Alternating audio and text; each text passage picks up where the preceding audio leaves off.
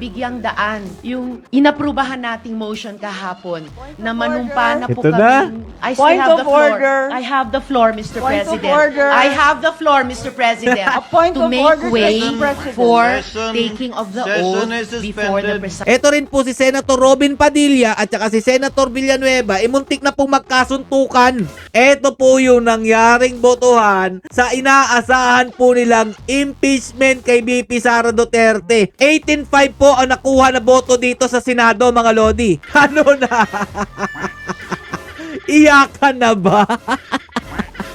Yung akala nyo kasi, ang dami-daming pumapabor sa impeachment kay BP Sara Duterte. Pero pagdating pala ng botohan, 5 lang po pala sila, mga Lodi, ang gustong talakayin itong impeachment kay BP Sara Duterte.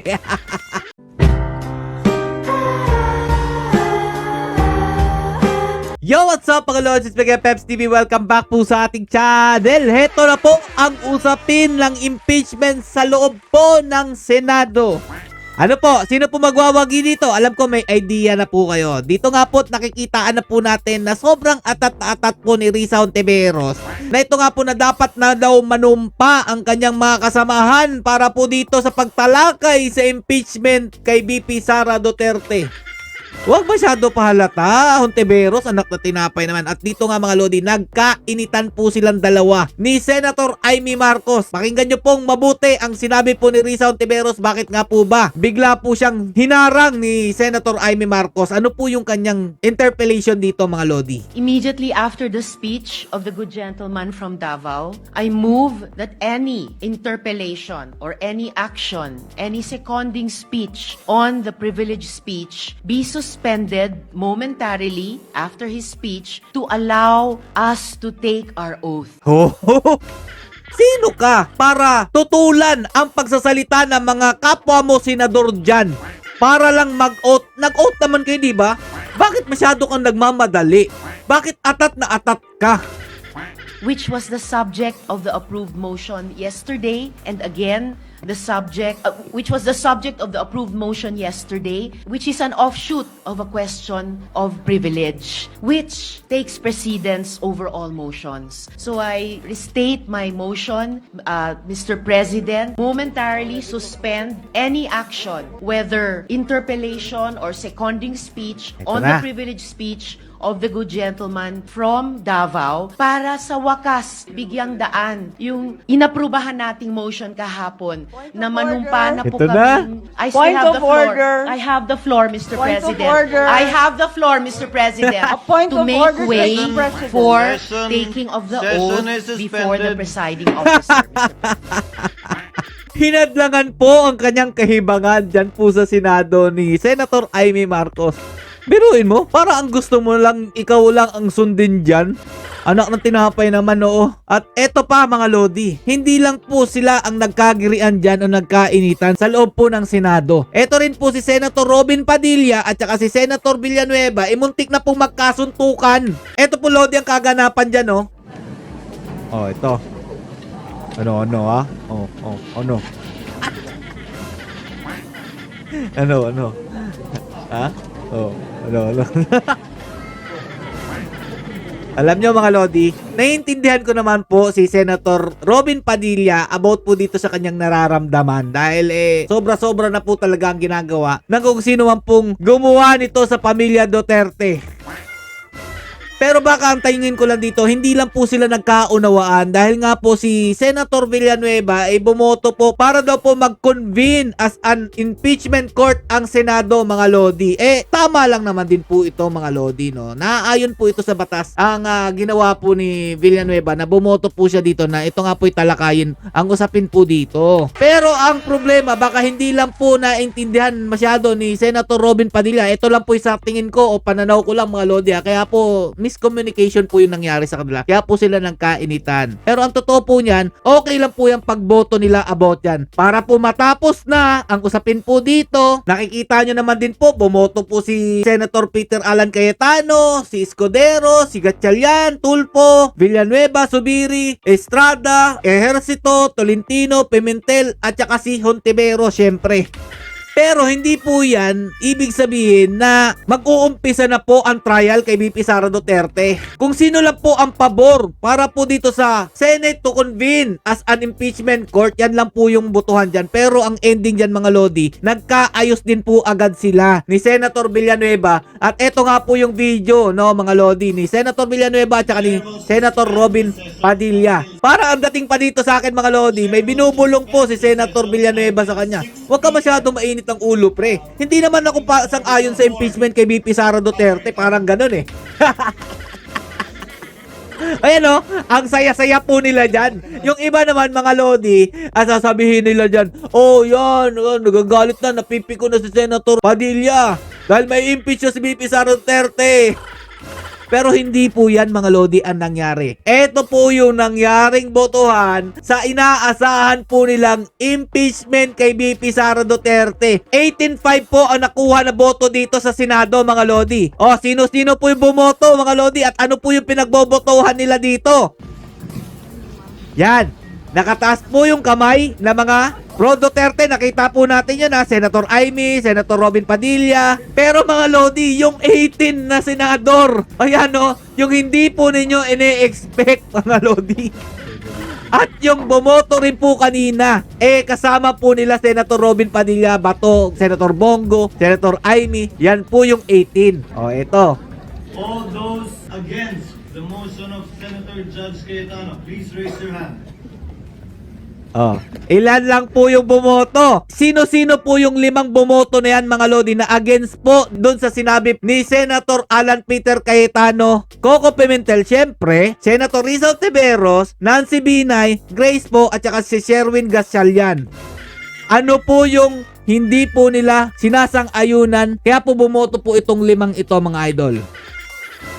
Ha? Ang hindi po nila sinasang-ayunan na ito nga po gusto pong mangyari ni Senator Peter Cayetano, ibalik po sa lower house. Ito pong impeachment laban po kay VP Sara Duterte.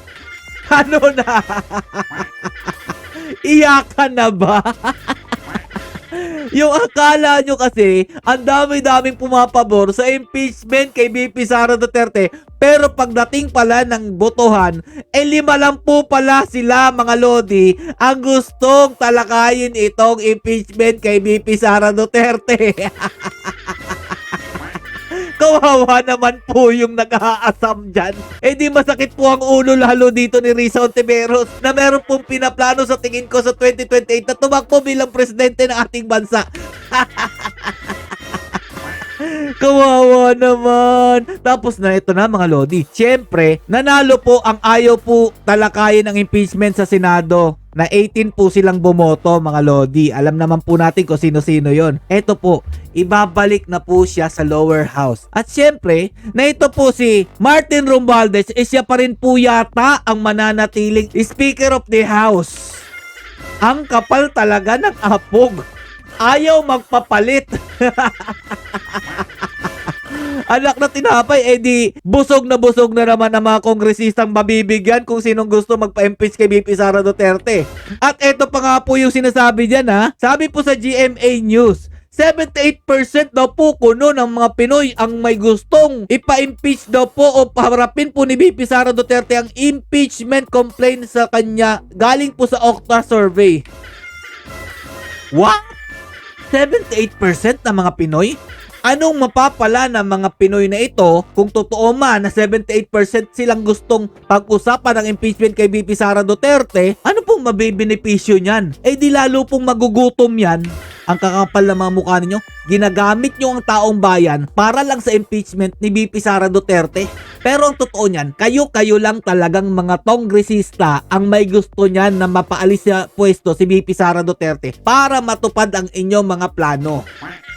Ang problema dyan mga idol, kung ibinesura na po yung complaint o yung impeachment sa Senado, maghahanap na naman po sila ng panibagong ibabatong issue para po sa impeachment kay VP Sara Duterte dito po sa 20th Congress.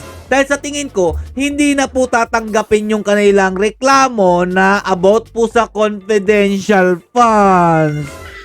Ano na? Sablay na ba? Dahil nga po, hindi naman po pwedeng yung mga reklamo po nila sa 19th Congress, recycle lang po sa 20th Congress. Hindi po pwede yun sa tingin ko lang. Kung kayo po'y maalam naman dyan, i-correct nyo naman po ako. O diba? Maghahanap na naman po sila ng butas para po magpa-impeach kay VP Sara Duterte. At eto pa po ang sa tingin kong hindi po pwede. Dahil isang beses lang po pwedeng mag-file po ng impeachment complaint kay VP Sara Duterte sa loob po ng 1 taon. E di may susunod na taon pa po bago po nila mapagplanuhan po ito. Aabot na po yan ng 2028 mga lodi. Malabo na pong mapahabol yung impeachment kay VP Sara Duterte. So paano na yan? Sablay na naman Martin Romualdez. Gagastos ka na naman sa 20th Congress para asikasuhin o plantsahin itong impeachment kay VP Sara Duterte para ikaw ang maging Prime Minister. Yan lang ang sa tingin ko ha. Wala na pag-asa mga lodi. Kaya para sa mga nag-aasam dyan, manigas na kayo. Hindi na po yan uubra. Dahil sa tingin ko, pagdating ng 2028 election, magbabaliktaran na po yung mga kongresista, senador, lahat po ng mga opisyal na gobyerno dito po sa mga Duterte. Ganyan-ganyan po ang nangyari noong 2016 election kay Tatay Duterte. Wala naman po talagang kumakampi kay Tatay Duterte noong 2016. Nung nalaman po nilang sobrang lakas po ng Duterte, nagsilipatan po sila sa PDP laban. Halos hindi na po sila magkasya sa basket. Pero nung nakita po nila mga lodi na napalitan na po na si Tatay Duterte, nagsialisan po ulit. At mangyayari po uli yan ngayon sa 2028 election. Babalik po uli yan sa mga Duterte kung gusto po nilang manatili sa pwesto.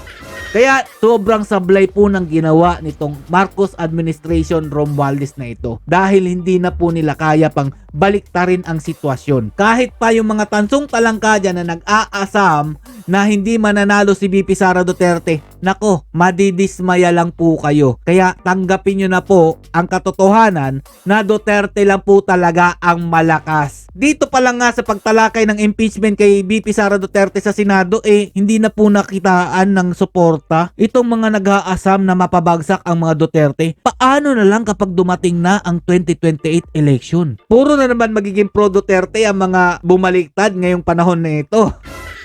Hanggang dito lang po muna mga lodi. Ito lang po video na ipinakita ko sa inyo. Pampahimagas lang po sa mga taong nag-aasam ng impeachment kay VP Sara Duterte. Binalik na po siya sa lower house. Stay safe and God bless you all. Duterte pa rin, malakas.